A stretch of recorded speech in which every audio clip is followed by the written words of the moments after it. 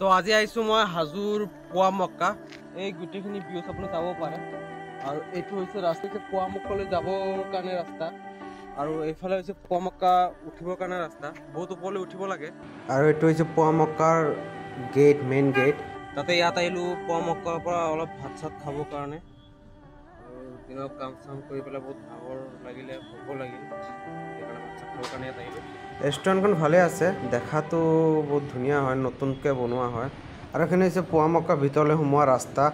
আৰু এইখিনি হৈছে পোৱা মক্কা পাৰ্কিং জেগাখিনি আৰু ইয়াত বহি থকা মানুহবিলাক মানে ভিখাৰীবিলাক যোনবিলাকে মানুহৰ পৰা ডনেশ্যন লয় আৰু এইখিনি হৈছে পোৱা মক্কালৈ সোমাওঁতে কেইটামান দোকান আছে ইয়াত আপুনি পোৱা মক্কালৈ লৈ যাবৰ কাৰণে বা আপোনাৰ নিজৰ কাৰণে যি টি বস্তু লৈ যাব পাৰে ইয়াৰ পৰা ধৰ্মীয় বস্তুবিলাক আৰু এইখিনি হৈছে পোৱা মক্কাৰ কিটচেন মানে ৰন্ধা বঢ়া কৰা জেগা আৰু এইখিনি হৈছে মুছাফিৰ খানা মানে মানুহবিলাক আহি পেলাই